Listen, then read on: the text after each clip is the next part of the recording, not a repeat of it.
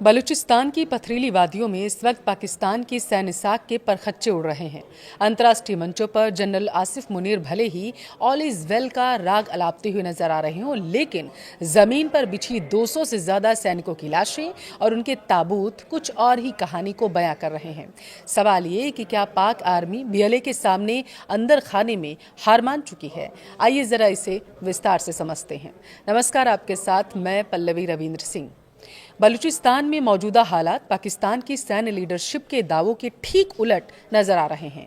भले ही अंतर्राष्ट्रीय मंचों पर यह दावा किया जा रहा हो कि स्थिति पूरी तरीके से नियंत्रण में है, लेकिन जमीनी हकीकत कुछ और ही कहानी को बयां कर रही है। हालिया संघर्षों में बलूच विद्रोहियों द्वारा 200 से ज्यादा सैनिक जो मारे गए, पाकिस्तानी सैनिकों के ताबूत जो मिले हैं, सामने आए हैं। खबरों ने मुनीर के इन दावों की पोल खोलकर रख दी है। पाकिस्तान की सैन्य विफलता के इन सबूतों के सामने आने के बाद यह सवाल और जोर पकड़ने लगा है कि क्या जनरल मुनीर ने सरेंडर कर दिया है? बलूचिस्तान अपनी आज़ादी के लिए एक निर्णायक जंग लड़ रहा है। तकरीबन 26 साल पहले गठित बलूच लिबरेशन आर्मी यानी कि बीएलए का मुख्य उद्देश्य बलूचिस्तान को पाकिस्तान से अलग कर एक स्वतंत्र राष्ट्र के रूप में स्थापित करना रहा है, जिसका अपना एक अलग झंडा हो, विशिष्ट पहचान हो। हालांकि दशकों से पाकिस्तानी सेना ने इस विद्रोह को बेरहमी से कुचलने की नीति को अपनाया है। इस दौरान अनगिनत बलूच युवाओं के गायब होने और सेना के गुप्त टॉर्चर रूम्स की खौफनाक कहानियों ने बलूच नागरिकों के दिलों में पाकिस्तानी हुकूमत और सेना के खिलाफ नफरत की आग को और भड़काने का काम किया। बलूचिस्तान में विरोध प्रदर्शन कोई नई बात नहीं है, लेकिन इस बार बीएलए ने जिस स्तर का आज़ादी आंदोलन छेड़ रखा है, उसने इस्लामाबाद और रावलपिंडी की सत्ता को हिलाकर रख दिया है। देखिए, स्थिति इतनी गंभीर है कि पाकिस्तान के मंत्री खुद स्वीकार कर रहे हैं कि उनके पास बलूच विद्रोहियों का मुकाबला करने के लिए पर्याप्त संसाधन ही नहीं है और आधुनिक हथियारों की बेहद कमी है। 200 से 300 पाकिस्तानी सैनिकों के मारे जाने की खबरों ने अंतर्राष्ट्रीय स्तर पर भी हलचल मचाना शुरू कर दिया है। पाकिस्तान की सैन्य शक्ति पर इससे अब सवाल भी खड़े होने लगे। बलूचिस्तान में पाकिस्तानी सेना की जो दुर्दशा हो रही है, उसके आंकड़े चौंकाने वाले हैं। यह गिनती अब 10-20 तक सीमित नहीं रह गई है, बल्कि 200 से ज्यादा हो चुकी है।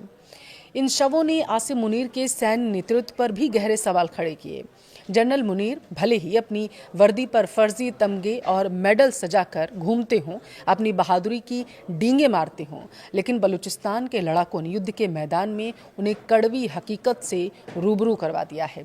जिन सैनिकों के दम पर रावलपिंडी का अहंकार टिका था, आज उनकी लाशों के ढेर मुनीर की रणनीतिक विफलता और बलूचिस्तान में उनके नियंत्रण के दावों की पोल को खोल कर रख रहे हैं। मशहूर एक्टिविस्ट डॉक्टर मेहरंग बलूच ने पाकिस्तानी हुकूमत को आईना दिखाते हुए स्पष्ट कहा है कि बलूचिस्तान ने अपना इरादा और रास्ता अब चुन लिया है। उन्होंने याद भी दिलाया कि बलूच वह कौम है जिसने 1971 के दौर में भी ऐसे आंदोलन खड़े किए थे, जिनकी मिसाल पूरे पाकिस्तान में कहीं और नहीं मिलती है। यही वह अटूट जज्बा और वतन के प्रति उनका समर्पण है, जिसने खुद को दुनिया की 14वीं सबसे ताकतवर सेना बताने वाले पाकिस्तान को एक बार फिर से सरेंडर की दहलीज पर लाकर खड़ा कर दिया है। बलूचिस्तान के लड़ाकों के सामने पाकिस्तानी सेना आज उसी सरेंडर बोर्ड में अब नजर आ रही है जो उसकी ऐतिहासिक नियति रही है। सच तो यह है कि आत्मसमर्पण और पाकिस्तान का नाता कोई आज का नहीं रहा है, बल्कि दशकों पुराना है। इतिहास गवाह है। अगर इतिहास के पन्नों को आप पलट कर देखेंगे, जब जब हौसले और हक की बात आई है, कागजी तौर पर ताकतवर दिखने वाली यह सेना मैदान छोड़कर घुटने टेकने पर भाग खड़ी हुई है, मजबूर हुई है। आज बलूचिस्तान की वादियों में वही पुराना इतिहास एक बार फिर से दोहराया जा रहा है। बलूचिस्तान की आज़ादी और बीएलए के समर्थन में उठती ये आवाज़ें अब केवल पुरुषों तक सीमित नहीं। बलूच बहन बेटियां भी जनरल मुनीर की फौज का सामना करने के लिए रणक्षेत्र में उतर चुकी हैं। आसफा मिंगल और हवा बलोच जैसी वीरांगनाओं ने अपने बलिदान और अदम्य साहस से यह साबित कर दिया है कि मिशन के लिए शहादत कैसे दी जाती है। यह इस बात का सबूत है कि अब यह लड़ाई एक जन आंदोलन का रूप ले चुकी है, जिसे दबाना पाकिस्तान के लिए फिलहाल के लिए नामुमकिन है। देखिए, जनरल मुनीर के सरेंडर की कहानी अब किसी से छिपी नहीं, क्योंकि खुद पाकिस्तान के मंत्रियों ने अंतर्राष्ट्रीय मंच पर अपनी सैन्य विफलता को स्वीकार कर लिया है। पाकिस्तान सरकार के प्रतिनिधियों ने खुलेआम यह कबूल किया है कि बलूच लड़ाकों ने पाकिस्तानी सेना को भारी नुकसान पहुंचाया। स्थिति यहां तक पहुंच गई है कि विद्रोहियों ने न केवल सैनिकों को मौत के घाट उतारा है, बल्कि उनसे उनके आधुनिक हथियार और यहाँ तक कि उनकी वर्दियां तक छीन ली थी। पाकिस्तानी सेना भले ही कहे कि वो डटकर बलोच विद्रोहियों का मुकाबला कर रही है, सामना कर रही है, लेकिन जमीनी हकीकत और आंकड़ों के खेल में भारी विरोधाभास है। जहां बीएलए ने 200 से ज्यादा पाकिस्तानी सैनिकों को मार गिराने का दावा किया, तो वहीं पाकिस्तानी सेना अपनी तथाकथित कामयाबी के सिर्फ दावे कर रही है। इस सैन्य विफलता का सबसे बड़ा असर ग्वादर में दिख रहा है, जो चीन की CPEC प्रोजेक्ट का केंद्र है। दरअसल बीएलए द्वारा चीनी कॉम्प्लेक्स को निशाना बनाए जाने के बाद बीजिंग ने अपनी कूटनीतिक शालीनता छोड़ शहबाज शरीफ सरकार को सीधी लताड़ लगा दी है।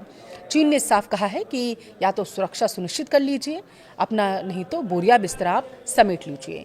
CPEC में तकरीबन $65 अरब के निवेश और सुरक्षा में खर्च किए गए अरबों रुपयों के बावजूद बलूच लड़ाकों ने जनरल मुनीर की सुरक्षा गारंटी को धुआं कर दिया है। पाकिस्तान अब न केवल अपनों के सामने हार रहा है, बल्कि अपने सबसे बड़े कर्जदाता चीन का भरोसा भी खो चुका है। वो दिन दूर नहीं जब पाकिस्तान एक बार फिर से अंतर्राष्ट्रीय पटल पर कटोरा लेकर खड़ा होगा।